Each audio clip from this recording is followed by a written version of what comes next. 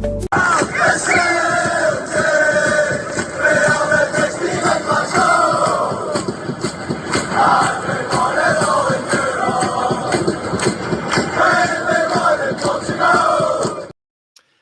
there, good afternoon, and welcome back to Celtic World Order podcast for this immediate post-match reaction to Hearts 3, Celtic 1. It might as well, Paddy, be considered a post-match post-mortem because it was something of a absolute damp squib in terms of Celtic.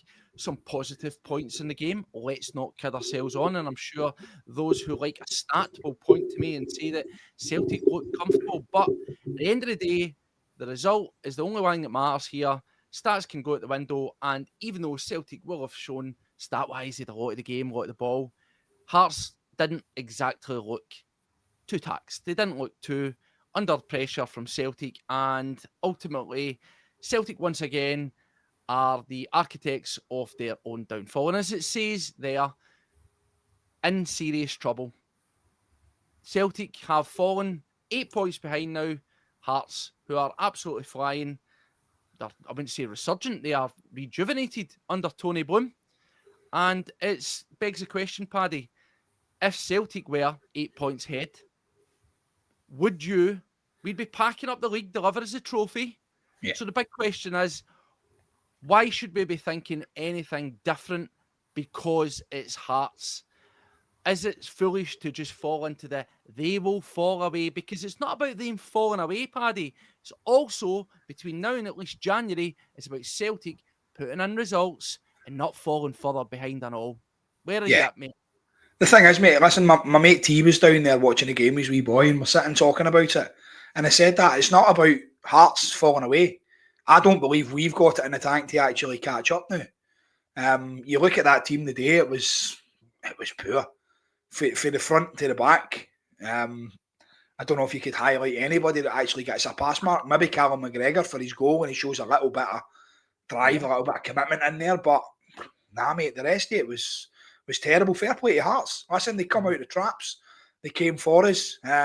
Big Dane Murray, emphatic finish, brilliant finish for the big man. Well done. Yeah, listen, mate, Hearts are here to stay. Whether people like to admit it or not, Tony Bloom's come in there and he's said what he's going to do. I admired him for coming out and standing in front of the Hearts fans and saying, "This is my plan. This is my 10-year plan." I wish we had somebody like him on our board. Yes. Somebody who would come in and actually show that passion, because we're certainly lacking it in many, many parts. Now, who takes the blame for that today, Steve-O? Does that fall on the board? Does it fall on Brendan? Does it fall on the players? It falls on every single one of them, mate. That's the answer to that. Every single one of them got to take it's a collective feeling, and we'll jump in about it. But yep, as I say, strap yourselves in. It's going to be one of those ones. There's roughly about 50s in at the moment. Listen, I know that everybody and their granny, every other podcast out there is going to be on. So if you're joining us right now as we go out live, then thank you very much. We really do appreciate that. If you are joining us, if you're watching us later on, if you're not in the live stream, let us know down below. What's your thoughts on that result today, the performance? Where do we go from here?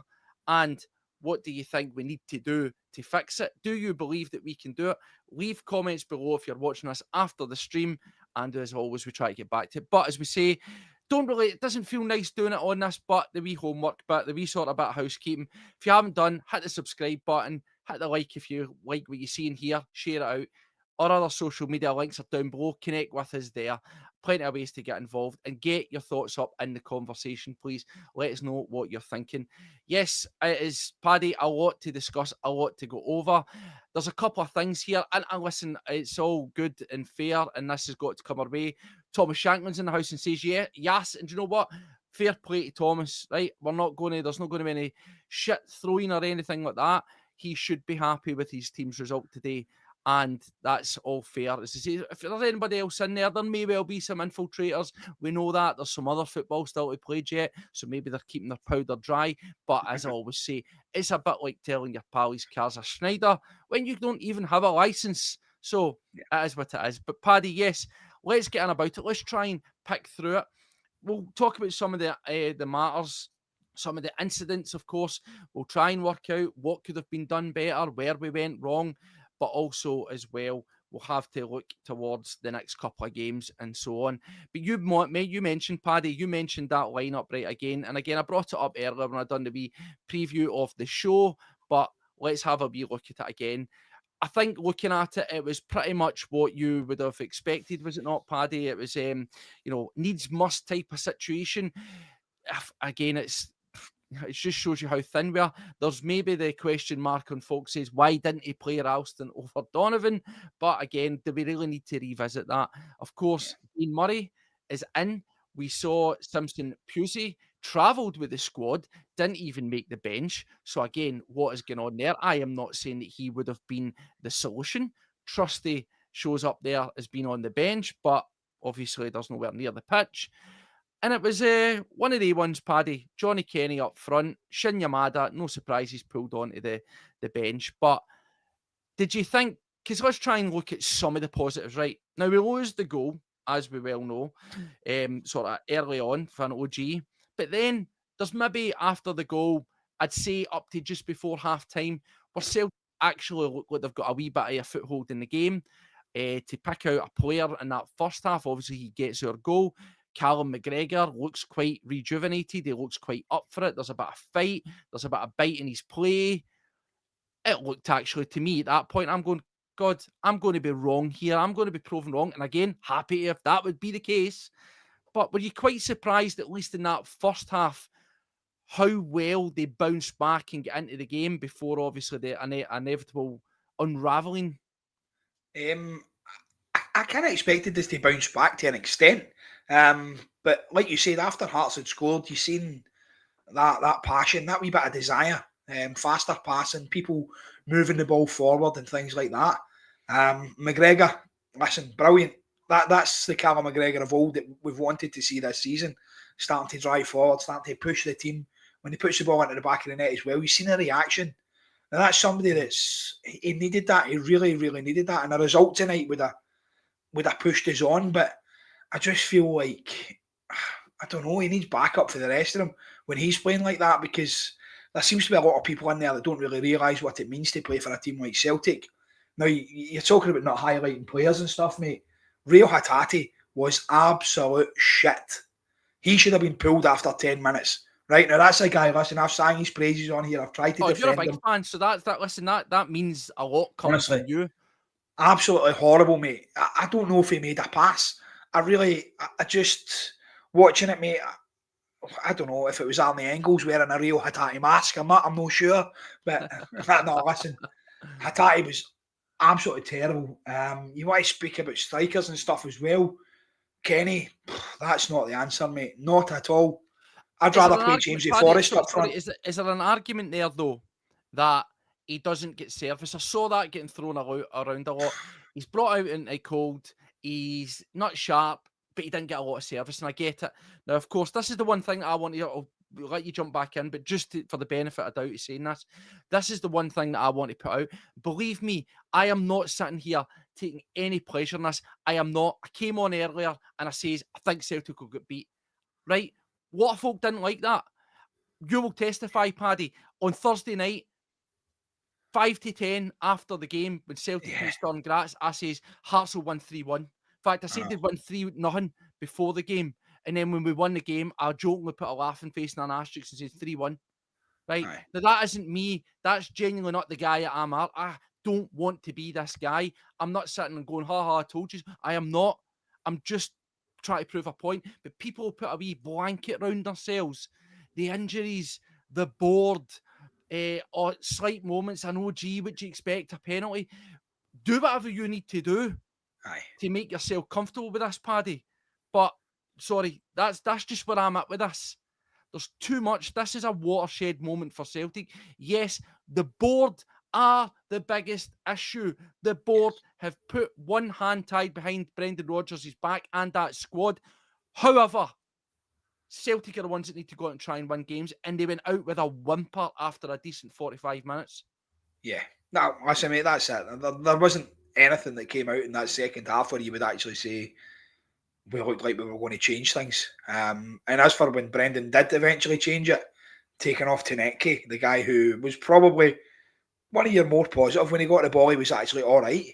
But aye, I feel like there needs massive change in there, mate. There needs to be something. The players need a massive kick up the arse, because this isn't good enough. It's not good enough for Celtic.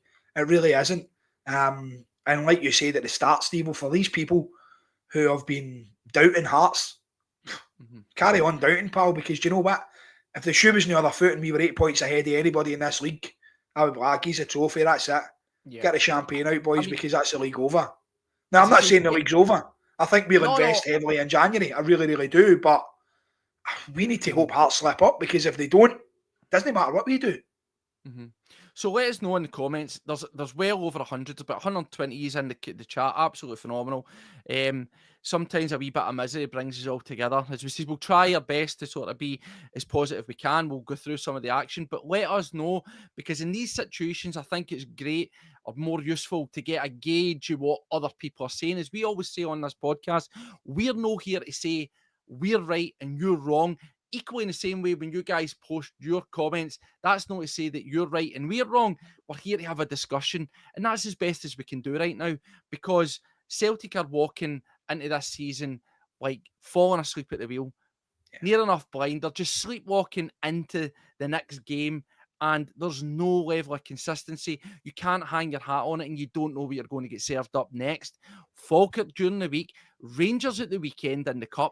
That's a one-off. That's a massive game as well. Again, another team that are in a wee bit of turmoil, but they might get the new manager bounce and stuff. So it's up to us to try and find a way. Let us know, is there any particular player, part of that performance that you want to bring up? Bring it up and we'll discuss it. We'll have a discussion together on this one. But yeah, Paddy, looking at the team, as you say, there's too many folk that are sort of falling by the wayside. The quality isn't there. There's no doubt about it. It's not up for debate. It is not up for debate whatsoever. You says about you don't think the league's over. And again, just to bring this up for balance, this is the question I've got. Kevin's saying there's 29 games, right? 29 games to go. It's not over yet. And I fully get it. Absolutely, it's not. But think of it, for me, the way you've got to look at this is just me. This is where I'm at. It's a mini league between now and the end of December, right? Yeah. The league is two parts.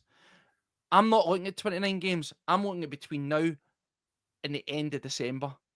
Because at this moment in time, it's damage limitation, right? Celtic are at the most fragile right now. We're at our weakest. We're most vulnerable right now because we can't change anything. We need to either get guys back to fitness from injury, change the system, or make it work with what we've got. We can't change anything right now unless there's some bizarre free agents out there that you can still pick up. But again, they need time to get up to speed, right? So you can't really add to it. So I would really be focusing on the amount of games between now and the end of December rather than the 29, because Celtic have proven you don't know what you're going to get here. And there's no guarantees that between now and December that Celtic won't draw or take losses. That's where I'm at with Paddy. It's not about 29 games. It's about getting through to December. Damage limitation at minimum, no more than 8 points. But if you can claw it back, ideal. Thing is, as well, mate, we've got to rely on Hearts dropping points now. So it's not just a matter of what we can do on the park. We could win every single game from now to the end of the season. But if Hearts do the same, they can afford to lose 2 games now. Do you know what I mean? And draw 2, probably still win it. And even like Terry said in the comments there as well, Terry's saying there, what says that we're going to heavily invest in January? There's been no proof in that previous seasons.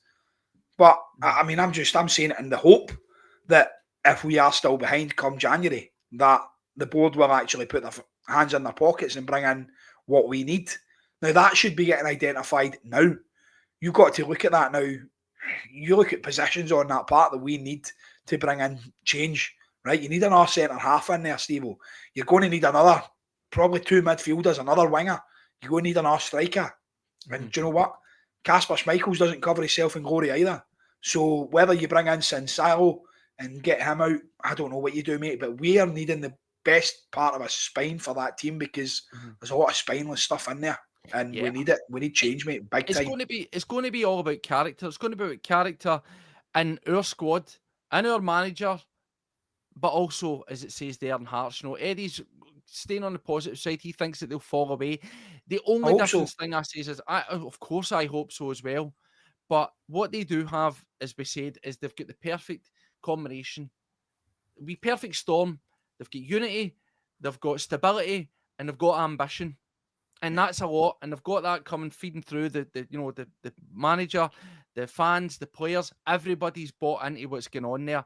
The forward planning, they're looking at January. So yes, they might get injuries, they could do, but I do refer back to that freak season that was Leicester winning the league. People said the exact same thing about them, and there isn't any guarantees. I hope that they fall apart. I want them to implode and Celtic to roll them over. And that's the important thing, is there's games against them. There's enough games against them to get ourselves into shape and take the points back from there. That is why people are rightly still saying there's plenty of opportunity here for us to go. It's not over. It's the same way that we do the Celtic and Rangers maths, isn't it? Celtic are X points ahead of Rangers, and the Rangers fans say, oh, we've got 3 games against them. Take the 9 points. So, yes, I understand where it's coming, right? But in isolation, the 3 games against them, or how many games you're going to play them, and other around you, is neither here nor there. It's the wee bits in between. We need to get that right. Because, again, just for benefit of using Rangers as an example, who always fall apart, it wasn't necessarily the games against us. It was all the other ones. And that's why you don't win something. And Celtic need to make sure that we don't fall foul of that. Exactly, mate. That's it. It's true what they say. It's not over till the fat lady sings, and I can't hear no fat lady yet. Right? I can't hear them singing. So, yeah, listen, like they say, there's a lot of games to go, but I look at that squad right now, mate, and I can't see us winning every single game going forward as well. So there needs to be big change in there, mate. We really, really need to be pushing for this. And I don't know where to start. I really don't, mate. You kind of look at it. So Paddy, let's try to throw back blame at somebody. It's easy, and this is the thing. We really don't want to do the blame game. It's a collective effort and a collective failing, right? I will say it once more. I might dare to say it twice, 3, 4. I don't know how many times between now and we finish. We all know the board's the biggest problem. That's why we're all pushing. That's why the collective exists. That's why we are constantly coming on here and calling out the board, right? We need meaningful change. We get it, right? But again, we need to take a wee step back for that. That's all going on. That's all going on, and it will continue to go on. But as we said, how many times have you heard players or managers saying, we need to produce, we need to get the best out of the squad, we need to find a way to win the games, right? That is it. You're not going to change some people's opinions with me saying it, but the squad's the squad that we've got. Is that right? No, it's not. It's wrong. It's negligence.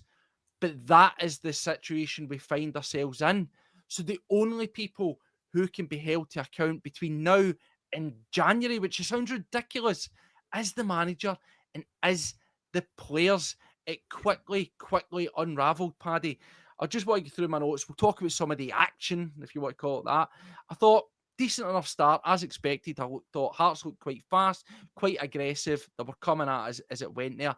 Early on, I think some of those players in our squad, even the more established guys, like Rio Hatate, for example, you mentioned them, were shell-shocked by the atmosphere and the pace that Hearts were coming into it. Him culpable multiple times in the opening 10, 15 minutes. That suicidal pass where they almost break through is just, typifies that, just shows you exactly what it was going on there. Guys like Tanecki trying hard, was one of our best players, which was baffling when he came off, but all rather shook. Lots of loose passes going in. And then, of course, we get the OG, which is wild. It's a brilliant save for Casper Schmeichel. Let's give that one, but it's worth there. But what a terrible day for Murray. And it all kicks off, Paddy, with that OG. I honestly don't know how he manages to blast it into the net. I don't know how he does it, because is it just as I said, guys getting shell-shocked? Aye, it looked like it, mate. You highlighted Rio Hatate there, and do you know what, mate? That pass into the middle of the park straight to the Hearts player, I'd have hooked him after that. I'd have took him off. See if I was the manager of that team, honestly, I'd have just went right off. I mean, you clearly know up for it, and you need your best players. You need your superstars to be up for it in a game like that, and he was nowhere near. He was so far off the ball, it was unreal. Big Dane Murray, I think he's got caught up in the occasion. I think when he's come in previously, whether it be pre-season or a couple of wee cameos here and there. He's looked all right. He's looked a decent enough player. I thought he's good in the air. He's well established. I was actually calling for him to get the chance. But You will, yes. yeah, I think he's shit the bed, mate. I really do. At the end of the day, I think he's got caught up in the atmosphere, and he's just tried to put the ball out of the park and tucked it away in the top corner. If he does it the other side, he's a legend. But I think the wee man's kind of messed up, tried to put the ball out of the park, and yeah, it's unfortunate. Shite way for them to go ahead, but at the end of the day, mate, listen, it is what it is. You think something like that happens, it's the wee kick up the arse sometimes that the team needs, and we got it. We managed to get that reaction, which I'm sure we'll touch on now. So I feel like there's a lot of positions that we should have and could have been a lot better. Mm-hmm. So, Paddy, looking at it, we think, God, couldn't have gone any worse. I do admit, I think great save for the goalkeeper.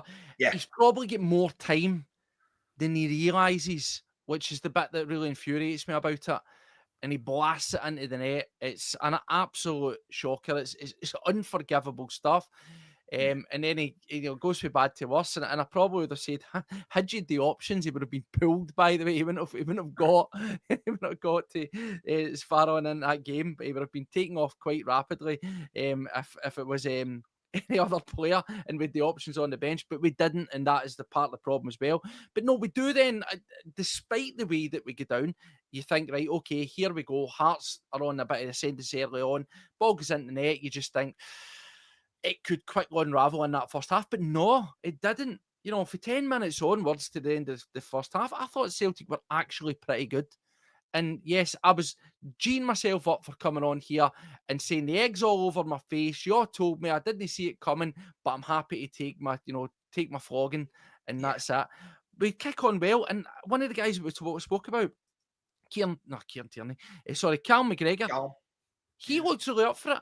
And it comes back to when I was on earlier on my own, I says, guys like Hatate and who was just drastic all round, but guys like Hatate and guys like McGregor this season in particular have looked brilliant when the going's kind of good. Now, there was a wee fire in their belly. I liked it was putting himself about. I liked the fact that it was pushing folk. It's scant consolation. I expect that of my captain. But getting into wee fights, wee scuffles, wee skirmishes, he looked like he was up for it. But he drives us for that goal. And you think, all right, here we go. This is what we need.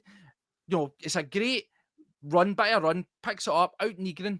Good, quick, fast ball for Negrin in the middle. And then a nice wee sort of, as we said, triangles of passes to get in behind and a good finish. You're like, here we go. Brilliant, one each. Great goal, well constructed, good, speeding the play up to that point. And again, probably it knocks the wind right out of Hearts' sail. And it did. For a period, we look like we're on the ascendancy and we can maybe do something. Aye. Listen, how many times have we been calling for Callum to do that, to get into that role where he's actually driving the ball forward instead of doing the horseshoe of death that we're used to seeing, this passing backwards all the time, right? Now, seeing Callum starting to get the ball and drive forward with it and push the defence back made everybody else do the same. Negrin pushed across to the left-hand side to help out Taneki. Engels pushed across to the other side as well. People were driving as well. When you see your captain do that, it pushes you on. And it did. It pushed us forward. You seen the heads up again. And that's exactly what we needed at that time. The quick passing. We've said that so many times before, but we watch games and they're trying to walk the ball into the back of the net. They're trying to take too much time on the ball.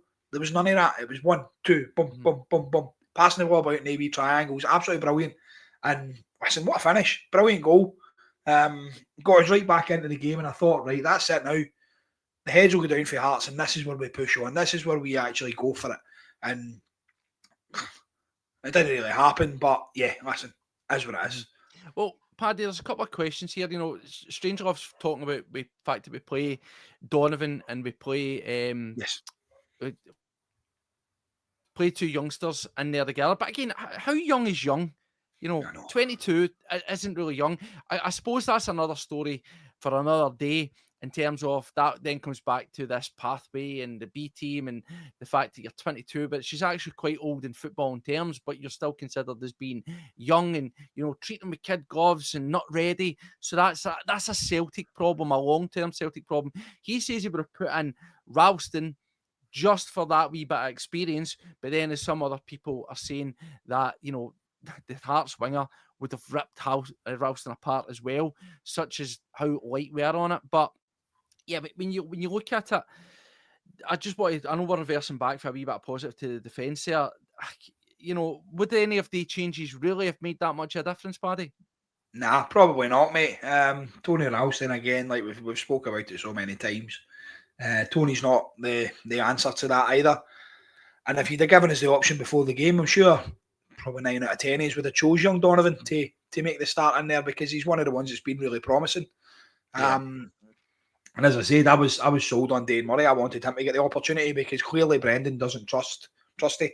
Pardon the pun there. That's there's no trust in there, is there? There's nothing. He does have that planter on his foot, which is genuinely a hard thing to get. And just for the benefit, as I'm trying to sort of marshal some of these as well as talking. There's you know, Steve's coming in. He's a Hearts fan. We will remove you, Steve. It's nothing personal. What I would say is look, you fully deserve it. You deserve it. You should be buoyant. You should be happy. You should be celebrating that result. But arrogance and wideness is a stinky cologne. You know, as we say, I think you have every right to be full of the confidence.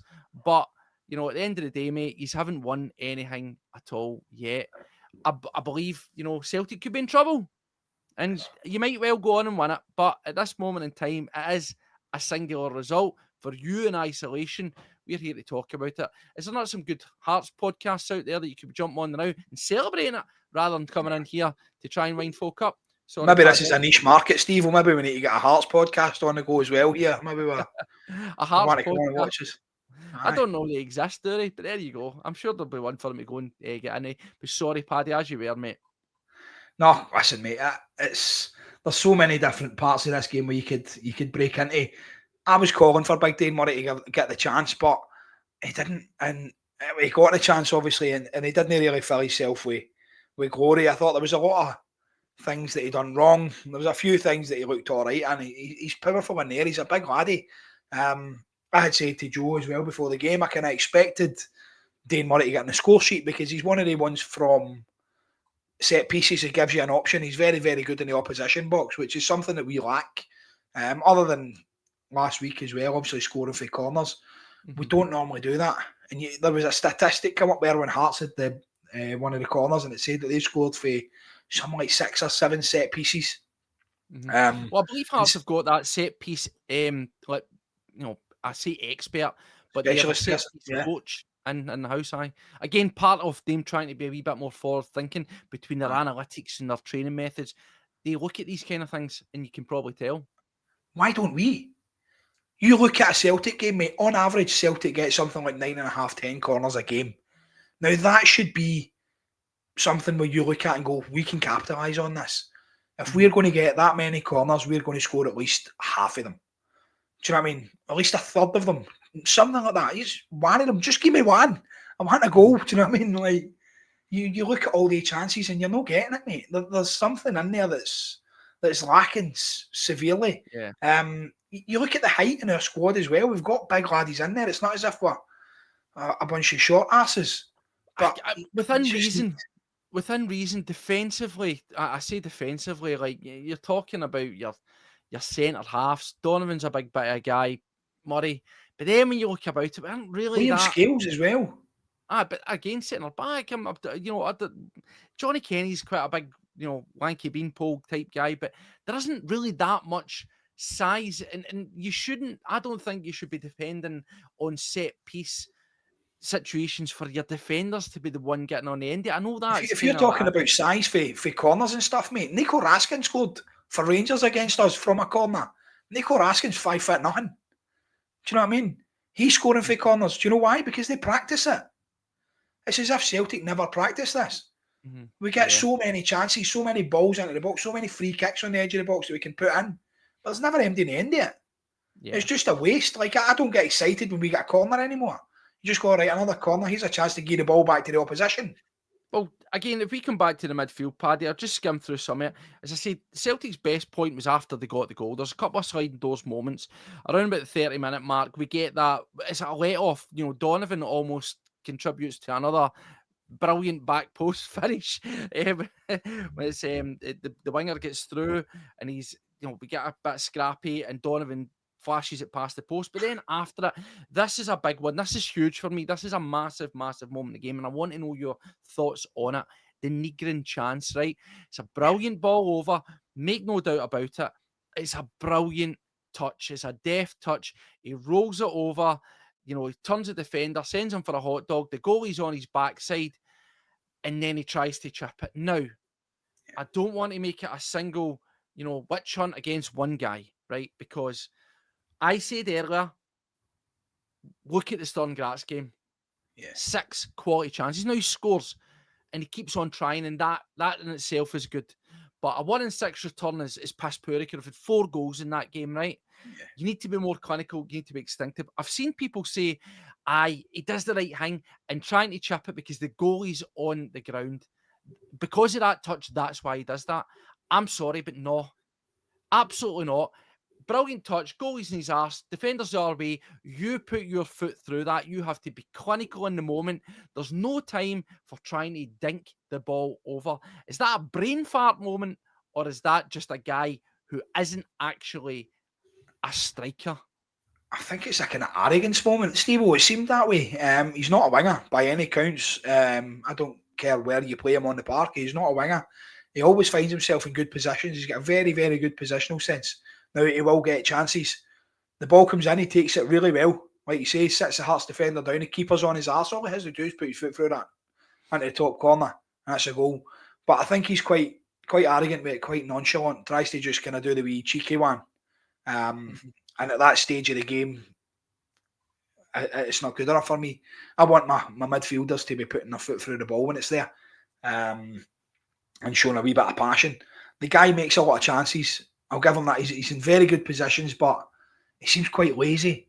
He doesn't seem to want to do the dirty stuff. He doesn't seem to want to dig in and get back and start winning the ball back and stuff like that. When he loses the ball, the head goes down and he just kind of stands about and waits for it again. Now, we'd say before the likeness to Chris Commons. Chris Commons was like that as well. Didn't like to tackle, didn't like to get back and do any of the dirty work. But he'd always be in the right position and could finish.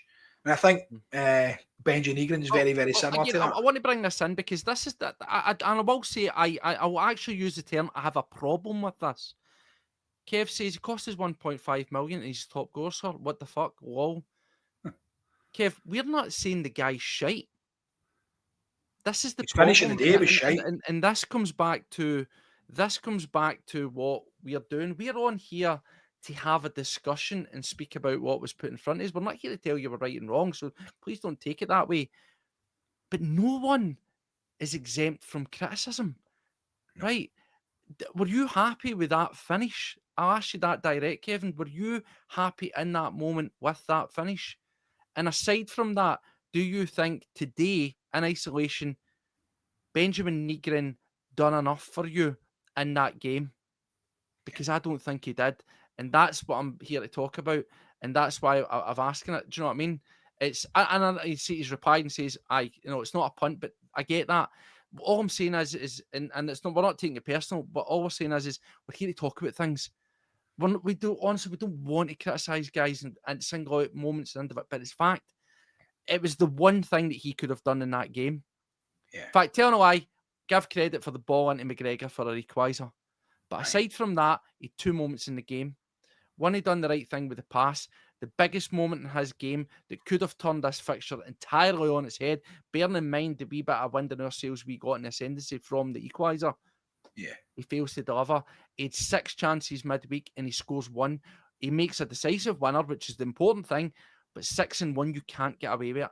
As we say, sliding doors moments, big moments in games.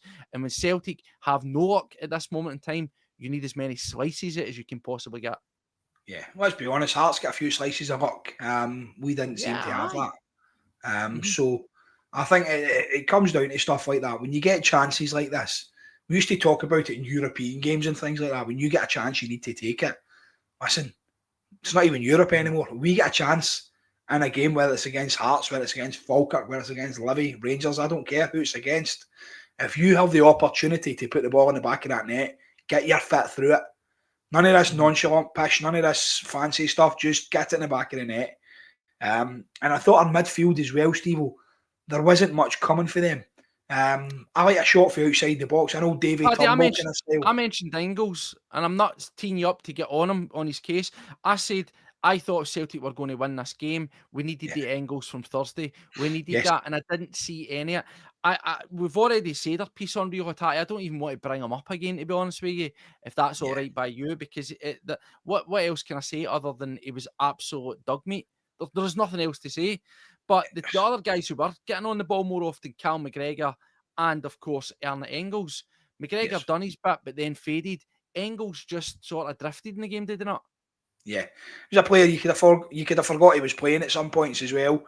Gets the ball, he just kind of reverted to the angles of old.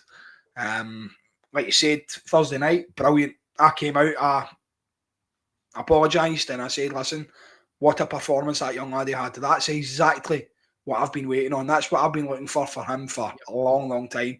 I thought Thursday night he was outstanding, a man of the match performance. And I fully expected this week for him to do it again. I really, really did. Plunge, we've already done Hatate, mate. He was absolutely terrible. And yeah, listen, McGregor was the only one that would have got pass marks out of the midfield, other than McCowan when he came on, who I thought, listen, he's willing to have a shot, he's willing to dig the ball from the edge of the box, shows a bit of desire, a wee bit of passion, which I think lacks in that team, mate. There needs to be somebody in there. We need a Celtic man into that dressing room. We need Scott Brown in there. We need Neil Lennon in there to tell them what it means. Whoa, hold on. Let me stop you right now. We don't need Neil Lennon in there. He was an embarrassment today. Neil Lennon was an embarrassment on Sky Sports. Neil I didn't Lennon's listen to broke him. my heart multiple times this season. A board apologist defending the board, arguing with Chris Sutton, who told them that the team aren't good enough and the transfer policy was garbage. Neil Lennon and Chris Boyd were like that today, agreeing. Aye, Lovely. Neil Lennon is showing his true colours today. He sounded everything. He sounded like a man who had played and captained Rangers. That's what I would say. Yeah. Well, like you know what I mean, but we need somebody in there who's going to get these players and fucking get them to kick up the arse. Let them know what it means to play for a team like Celtic, because there's a lot of them don't they seem to not have that. You need a bit of desire, a bit of passion. I'm sure every single Celtic fan in this chat would love the chance to play for Celtic, would give 110%, would give everything they've got, put their body on the line to give a chance, to have one opportunity of what these guys have got. And mate, they're out there and they're just fucking running about, stealing a wage. Do you know what I mean? We need massive investment. We spoke about this at the very start of the season, the very start of last season, this having a like for like, taking off someone and bringing on somebody else with a similar passion, a similar ability. We've got nowhere near that in this squad now. We're lucky if we have a full first team squad that is actually full of class. Because I look at it now, mate, and I'm like, do you know what? We are way off. We are nowhere near where we need to be. You put this team up against last year's team against 2 years ago, they get melted. Very poor, very poor. So, Paddy, as we work our way through this disaster, half time, there's not too much. We classically get the changes as and when they come. But before that, we've obviously got the issues of the goals that come our way. And the goal for the second for Hearts, it's a good shot. It's a clean enough shot. You can always argue that maybe the goalkeeper needs to do better. There is always chat about Kasper Schmeichel getting down to his right-hand side, not being great. Certainly if it's high, but maybe he probably should do better with a one that sort of cuts across and it's low to him. For me, the defending here's really, really poor. The right-hand side of the defence, back off, they allow him to run, they allow him, show him the line, and then when the shot comes in, there's nobody throwing their body at it, sliding or trying to attack it.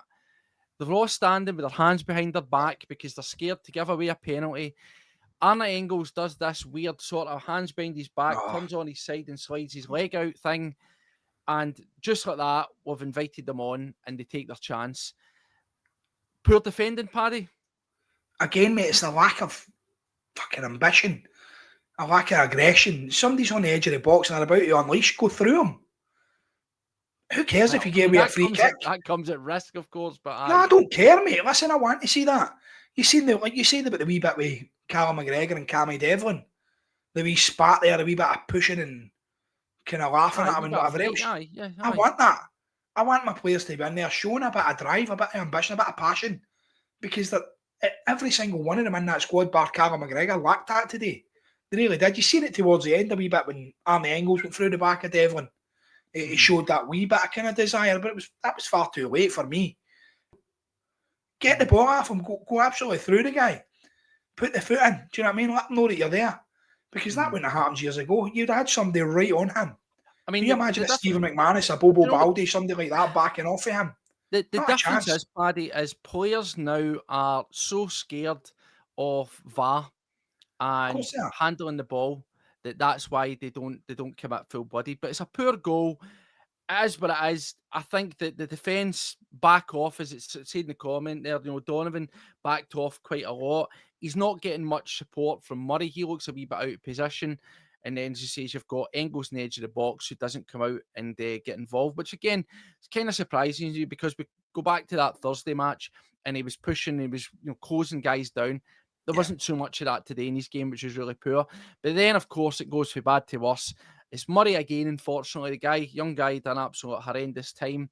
And he brings down Braga. He has no complaints. He doesn't even appeal it. He just bundles him down the deck. It's a stonewall penalty. It just goes from bad to worse for him. Goes from bad to worse for Celtic, mate. Yeah, the thing is, mate, Braga's going away for goal. I don't really know what Dane's thinking there. And all you need to do is kind of usher him towards the byline. There's no need to be jumping in. There's no need to be rash. Again, I revert to my previous comment. He's shat the bed.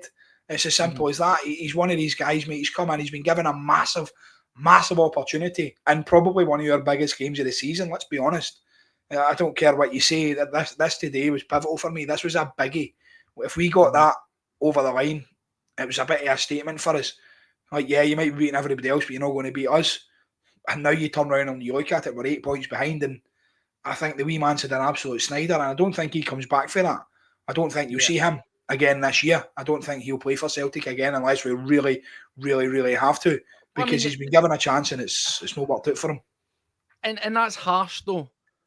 That is harsh because it really shouldn't be that cutthroat, I don't think. But as you say, we're very, very light on options, very, very light on options, and it's a needs must. He's going to have to feature. I don't think he'll get banished, but I wouldn't be surprised if he was taken out the firing line. When actually, I think with a game against Falkirk midweek, I hate saying it because you know how these things pan out, but if ever there was a game for him to say, right, go and pick yourself back up, and it should be against Falkirk.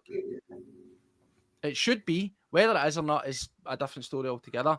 But for there on, Paddy, Celtic, to me, don't look like anything is going to happen. It doesn't look like it's going to make any changes whatsoever. 60 minutes, Forrest, Shin, Balikwisha on for Hatate, Taneke and Kenny. I thought that Taneke was a weird one because he was one of the most sort of more dangerous players. Yeah, he was getting doubled up on. Yeah, he wasn't being mega potent and causing havoc, but to bring off one of the guys, when you need guys who are really, really trying, it just seemed like a strange one for him to come off. We then later on get McCowan for Nygren, and I don't really think any of the players that come onto the park make much of a difference. I've seen a lot of criticism thrown at Shin, as there was with Kenny. I can't, I'll be honest, I can't really say much about Shin whatsoever. Good, bad, or indifferent. The guy has been banished and he's been brought in when you're 3-1 down. It's a massive, massive ask. Kenny, likewise, he gets very little service, but what else did he do when he was in the pitch? And it is what it is, Paddy. Did you feel that the changes were the right changes or the only changes that could have been made?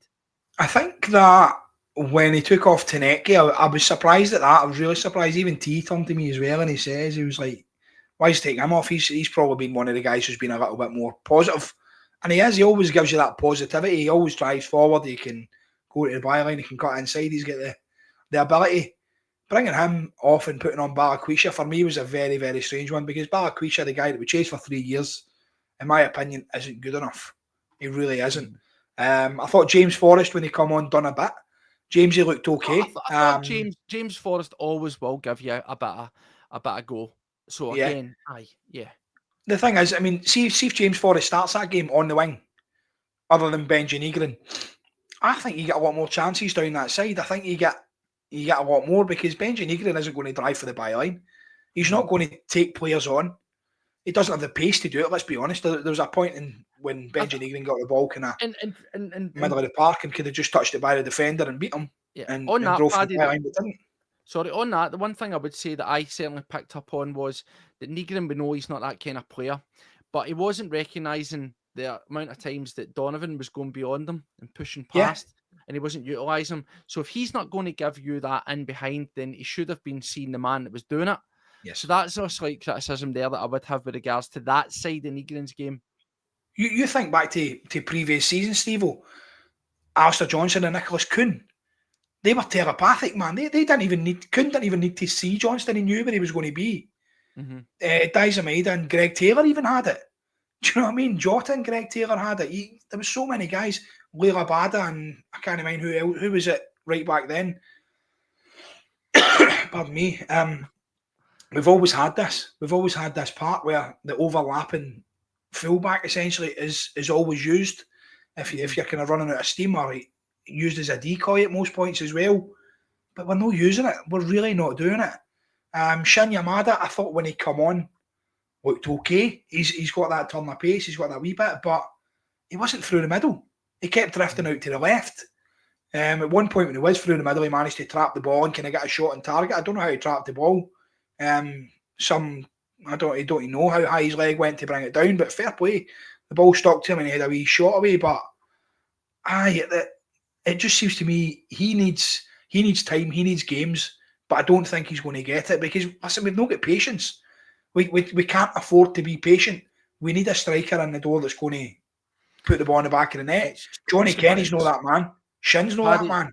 It's a long wait between now and then. And as far as talking about the game, from there on, it goes and it's done. There's nothing really in it. It could be 4. There's another fantastic break from Hearts. They're in. We're all over the place. We're stretched. It's a good save for Casper Schmeichel to save our bosses. It's a save he should make, though, isn't it? It's of course, as he's doing his job, to quote Roy Keane, but it could have went from bad to worse. So that then brings us full circle, Paddy. It's not the result we want. Yeah, do you know what? An OG, totally avoidable. It's a slice of luck in terms of Hearts' perspective because you don't expect OGs, of course you don't, let alone one that somebody doesn't knock off on me, rifles in the net. So yeah, a wee bit of slice of luck there. The penalty, as you say, is again, it's maybe an experience. He should show the defender the line, move him away. He's not going anywhere, but they get a penalty. And their goal is a good goal. I'm not going to sit here and say, and try and sort of, make it, dress it up, make it look better than it was by finding excuses. I refuse to do it. I won't do that. But yeah, you know what? Hearts didn't look overly that pressed. When you look at the game, for what it's worth, let's bring it up, right? Let's have a wee look at the stats. I had the stats there, and we will have a wee look and exactly see how it went. So, as you'd expect, there we go. Celtic, loads of possession, but when we look at the shots and the shots on target, it is Hearts. The touches in the opposition box, it's Hearts, right? Yeah. They were better. They were better in that respect. But this is the thing, Paddy. Teams are happy for Celtic to have the ball now. That's became part of every game that we're in. Just because you get loads of statistics and loads of possession stats and passing stats doesn't really go for anything because teams are very happy to allow Celtic to have the ball. And in the small situations where that went against them, i.e. the equaliser, it's few and far in between. So that then asks the question, Paddy, this is what we're stuck with between now and January, as I said. There's nothing that can really be doing. And I want to bring in people's thoughts on it because, as you said, who carries the blame? The board, yes, but we're fed up of flogging that narrative for the reasons and the shortcomings of what happens on the pitch. We're not taking our attentions away from the board. We're not, forgetting about that issue. That should go without saying. But the serious problems are here. And looking at the comments, I've started a few and I'll bring them up. There's a lot of heat that's turning on the manager. And before I ask you that, Paddy, I want to bring this up because if you don't laugh, you would cry. They're Celtic right now, right? And the reason I'm bringing this up is I say I don't take any pleasure in coming on here and sort of saying, I was right, because I don't. But I do take pleasure in that because I said after it, see Brendan Rodgers and his Range Rover Sport comment, it was embarrassing. Yeah. It was absolutely embarrassing. And that, for me, maybe sums up in my head where this manager is at, right?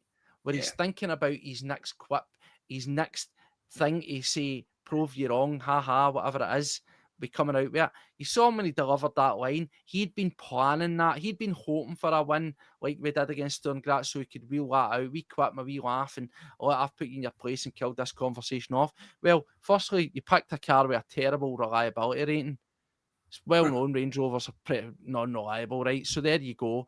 But I don't be coming out with that crap and that's wee daft quips after one result. In the same way that I sit on here and I say, temper your expectations, be positive, but take it in isolation. Don't get ahead of yourself. Means nothing unless you kick on to the next one. Well, that's exactly how Celtic's Range Rover looks now. He crashed it. He got it out the driveway and crashed it almost immediately, i.e. the next game, Paddy. Aye. As mate, like you said, it was quite arsey the way he came out with it.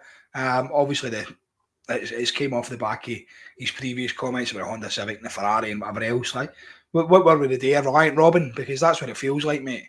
Do you know what I mean? Absolutely horrible.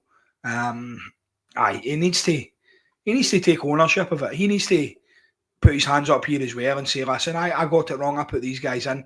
Yes, it's true what you said as well, Steve, where you can only piss with the cock you've got. You can only really go with a team that you've got to your use of the team that you can only. So Paddy, I want to come back and believe me, this isn't. I don't want this to become a jump on, a pile on, because you'll get criticised. Oh, turning on the manager, that's exactly what the board want, and blah blah blah. But where does the buck stop, Paddy? I know. Where does it stop? You know, there's a lot of people that are saying stuff. They're saying Rodgers out. I've seen this constantly. See, I've seen it constantly, Paddy. But the question is, people say it's playing into the board's hands. I said on the last show we were on, I said I don't think it actually does, because if anything, the notion that they're having to make a key decision, do we change your manager, even though it's pretty much largely our fault why they're in that position, it's still a decision that a board of any football club, regardless if it's self-sabotage or not, has to make. And it's one that I'm pretty sure they don't want to make one way or another. Listen, I think Brendan's job's pretty safe, and I think it will be safe until the end of the season. I think when he come in and said he would be here for his 3 years, that was pretty much a guarantee. Now, he'll tell you that it's the board's fault. The board will tell you that it's his fault. A lot of fault falls on the players as well, because they're certainly not given enough, in my opinion. So it's a wee bit for everything, mate. Yes, the board should have invested a lot more money in the transfer window. We should have highlighted a lot of positions. Like you think, I was on Axom on Wednesday there. I'm recorded for Friday, and it was over talking about recruitment, and we were talking about this. I even brought up Joe Hart. Joe Hart told us he was leaving 6 months prior to leaving, and yet Celtic brought in Kasper Schmeichel on the very, very last day, the transfer window, like a rush signing. Brendan's had to get his wee black book out and get a keeper in because we hadn't planned for any of it. Now, that seems to be the way. We're always reactive, we're not proactive. I want to see Celtic right now starting to identify players that are going to come in and make this team fucking better, because you know what? It's not good enough. It's not good enough off the park. It's not good enough on the park. And we really, really need to screw the nut, or we are going to lose this league. And we might even lose against the baddies, mate. That's how bad it's got. Well, you've mentioned that, and folk have asked the question. I'm asking the question as well, of course, because it's coming out of my mouth. I'm not necessarily saying that it is what I think is what has to happen. I've got my own thoughts. I've shared it on it previously. I think that there does come a point where we cannot keep hiding behind the excuse of the board. The board are to blame. And I hate that every time I mention the board, you've got to remind people that that's the stand you've got. The board are to blame. But as I said, the manager, the coaching staff, the players, they're the ones that have to deliver. And again, I refuse to believe that as light as the squad is, that we shouldn't be able to at least negotiate most of the games domestically. Europe, you can start having a different conversation. But most of those games domestically, Celtic should be able to negotiate them. That doesn't make it right. That doesn't make it okay. But it's a fact. It really is a fact. You shouldn't be capitulating the way that they did today. That really shouldn't happen. You should at least be able to get out with a draw. But again, sometimes a moment situation, if it goes 2-1 via Negrin, it might change entirely. But they need to find a way to get the most juice out of this squad, to get them firing and doing it. But it does have to come back. There has to be questions asked around the manager, Paddy. People are saying, if Celtic were, I know we're wrongly jumping over Falkirk because nothing's a given now, but if Celtic play at Hampden against Rangers and they go out of the first cup of the season, where are you at? Does questions then start getting asked of Brendan Rodgers? I said before Sturm Graz, I said Sturm Graz, Rangers and Hearts. I says, if you lose all three of those games, you're out. It's a sackable offence. But I then caveated it and says, but I'll give you Europe because the other two are the ones that are more important. Yeah, of course they are. And like you say with Falkirk, Steve, you can't even write Falkirk off because you know what? John McGlynn will have them right up for the game. And they play some really good football. So I'm not writing that off either. You're going into that with your eyes fully open here. Only question, if Brendan loses against the Baddies and then loses again, yeah, I could possibly see there being discussion for it. The board would love somebody to blame. Of course they would. Do you know what I mean? Look what we've done for you. There you go. We're going to bring in somebody else. But it's just... It's like going back to the COVID season. I know I hate bringing that up, but it's like going back to it. We don't want to be having these conversations. You don't want to be sitting here and feeling relatively helpless and not knowing what you're going to get game to game, you know, and if your players are going to turn up, if you're going to get a result. It's horrible feeling like you're in purgatory, but that is where Celtic are. And again, if Rangers were to go and win today, I know why you mentioned Rangers, but just for balance, if Rangers win today, they're 5 points behind Celtic, right? They're 5 points behind Celtic. And again, I know that they've got a lot of guff and their transfers have been, real hit and miss, more misses than hits. But they've now got in a new manager. And like I'm saying here, sometimes a manager can maybe just find a formula to work with what he's got. Certainly one thing they've got is, I don't know about the quality aspect, but they've got significantly more options than Celtic do, which is obviously going to be kind of useful between now and January for any manager, whether it's Rangers, Hearts, Hibs or whatever. Having options is part of the problem, or a way to solve the problem. But Celtic at the moment are extremely, extremely threadbare. And I don't know, have we had any update on Maeda? Have we had any real definitive update on Alistair Johnson and Ian Acho? Because other than Carter Vickers been out for 5 months, I really don't know. Even Jota. When's Jota due back? Because listen, we need something. We need a bit of firepower in there. We need somebody who's going to come in and cause a bit of havoc in there. I don't see it, mate. I really don't see, looking at that bench, other than, like we say, Shinya Mada, just give him the keys and out and let him go. Let him drive the Range Rover. Let him be the man that's going to go out there and be the front line while Leahy and Acho's out, because that boy needs a chance. I think there might be a player in there. I know we hate saying it, but I think there might be. I think we need... You need to start Jamesy Forrest on that wing as well, because Benji Negrin isn't the man that's going to take you forward on that wing, and we don't have the faith in Baraquisha. So you look at the squad, mate, there's so many positions where we've got slightly better sitting there, but it's not a lot better. Let's be honest, this is what we've got just now, like you said, till the end of January, well, till the end of December, until we get a chance to invest. But again, that's not even a given. That we're expecting it, but should we expect it? Let's face it, we're Celtic fans, we're used to not investing. Paddy, to fall back on the Rodgers debate of what would constitute being a sackable offence. Now, I will always say this, I will always, in defence, say that no matter if it was Rodgers, Ange Postecoglou, whoever it is that was Celtic manager at this moment in time, the cards that he's been dealt by the board have been shocking, right? And I get that. But just because the situation you find yourself in isn't your own doing in terms of what you've got, it doesn't mean that you can't lose your job, or it's a question to be asked, right? And that's the harshness of it. You've been sold out, so you can kind of go, well, why am I taking the bullet? Why am I taking the heat? Because I've not done anything here. I've tried my best with the crap you gave me, and I get that. But it comes back to, as I say, I just want to reference the COVID season. We were, swimming in these waters, 8 points behind, and then it was like, how far is too far gone? How far is too far gone? That's the big question, and that applies to no matter who the manager is, and regardless of what the backdrop is.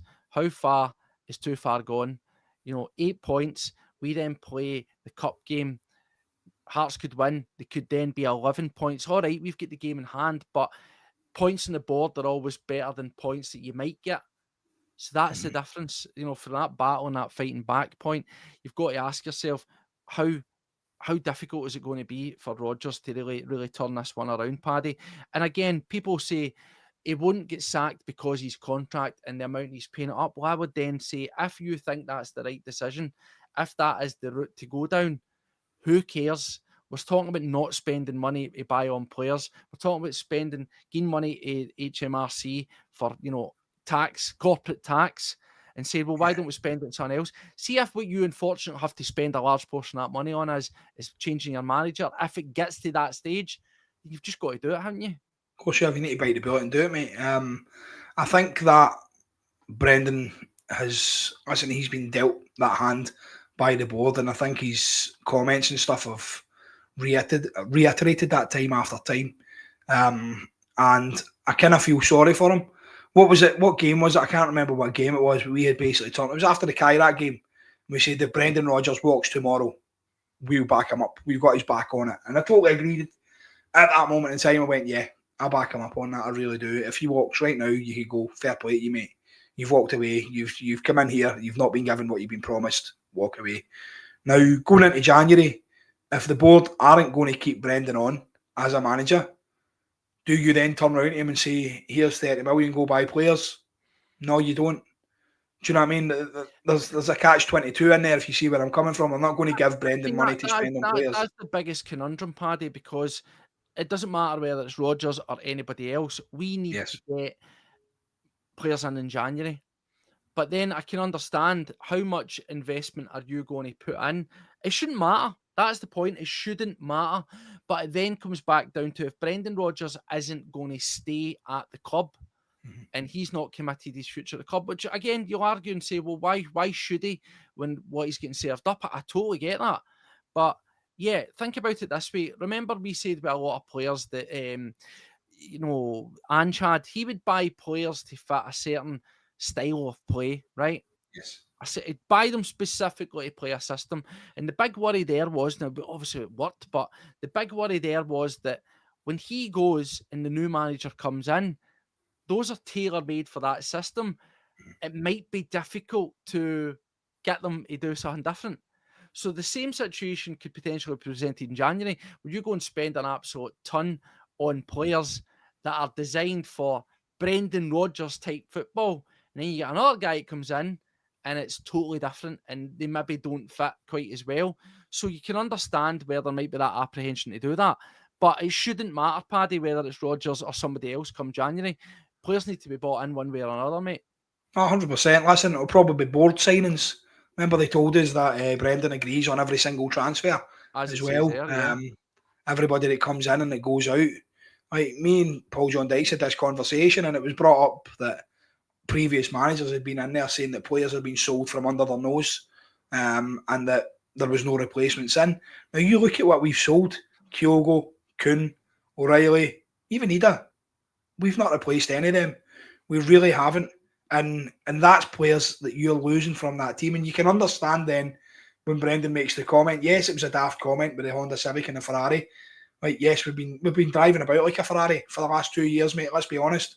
Mm-hmm. And then you come into this season and somebody's slashed all your tyres and still expecting you to go the same speed. Do you know what I mean? It's not going to happen because we've got rid of these guys. Engels comes in for O'Reilly, not a direct replacement, nowhere near it. Ida came in to kind of replace Kyogo, essentially stepped in to do that. Ida wasn't good enough for that, but yeah, Ida would give you something more. We lose Ida, then have a absolute, what can you call it, cataclysmic catastrophe of a transfer window and end up bringing in Iheanacho on a free transfer. Not good enough. Do you know what I mean? You can do that with pretty much every position in our squad, mate. These panic buys, these people that we are bringing in, that simply aren't good enough to wear the Celtic jersey. Well, it's big questions to be asked. Well, Paddy, as I say, thank you for joining me. It's never nice coming on after these kind of results, but as we say, one way or another, win, lose or draw, we turn up and we talk about it. We try to be as objective as we can. I think one thing is for certain, off the back of this, the mood music isn't going to change. The level of criticism that will be levied at this side by people ourselves, the regular fan, but of course, obviously, the media as well, is only going to ramp up and ramp up and ramp up. I haven't heard it yet. I will go away from here and I will listen to the post-match interviews. I'm extremely interested to hear what comes out of the manager. I may well have already said it, but I certainly don't want to hear it's up to me to get the most out of this team, because I think that ship sailed, mate. I thought we showed a bit of desire today. I thought we showed a bit of after the goal and then in the moment, and we're unlucky, and I dress it up however you want, but we'll see. But yes, there we go. That is it. Take care of yourselves. Thanks for joining us, Paddy. It's not the end to the Sunday that we want. 8 points behind, a lot of work to be done. The work needed to start ages ago. The work needed to start in the summer. It needed to start with the transfer window. It didn't, but this is the hand we've been dealt, and it's up to us to try and find a way to do it. We look towards Falkirk midweek. We'll be back to cover that. But then, of course, the big games, the important games, the pivotal games, the ones that are really going to get you judged come thick and fast, with Rangers in the Cup round the corner. We'll cover them all as and when it comes. Till next time, you take care of yourselves, and Paddy boy, as always, guys, hail, hail. See you later. Bye-bye. Take care.